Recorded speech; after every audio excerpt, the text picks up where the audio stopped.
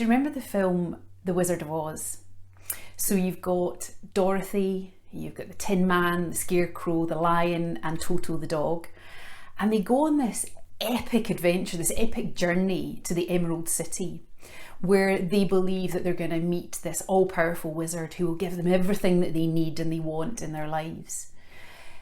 And after all the many trials and tribulations of getting there, they discover that there's a big curtain. And when they pull the curtain back, there isn't this all-powerful wizard. There's a pretty ordinary looking man. But a man who's working really hard, pushing and pulling levers. I seem to remember him being on a bike, perhaps, pedaling, but really putting a lot of effort in to create this facade of being this all-powerful wizard. And really the moral of the story is that each of those characters had and has exactly what they need already within them. And you know, I think that's such a great metaphor for life, that there's so much going on behind the scenes for us, effectively behind that curtain. We're doing all the pushing, the pulling of the levers. We're trying really hard to make things work the way we want them to. And actually, there's a different way to experience life.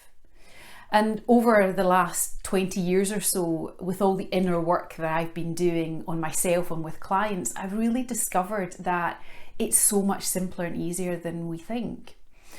But it feels kind of back to front. So we continue to put all this effort and energy into trying to create what we want. And we don't really take the time to peel the curtain back and really see what's going on behind the scenes. So I've recorded this short video series on inner work. I've pretty much devoted my life to inner work.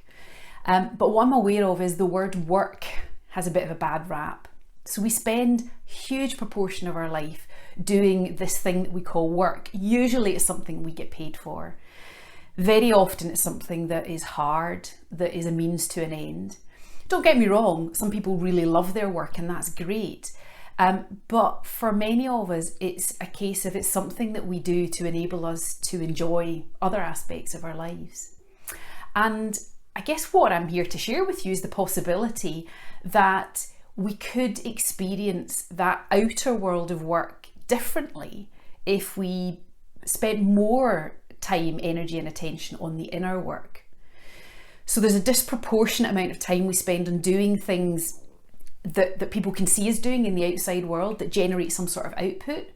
And we don't really, many of us spend a lot of time turning the attention inward, peeling back that curtain and going, what am I doing that actually I don't really need to be doing? So through this short video series, what I want to encourage is for you to start to explore what inner work might mean for you and how placing more attention, more awareness on the inner work actually might make the outer work, that the stuff that we find perhaps difficult, the means to an end stuff, we might see it quite differently. We might have a very different experience of it. That's certainly been my experience and the experience of many of the clients I work with.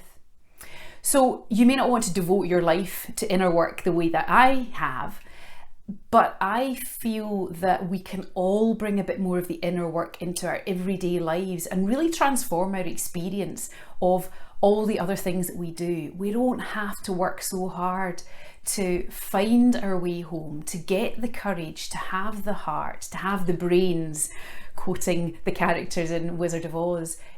It's already here, and if we turn our attention inwards, we're going to discover it.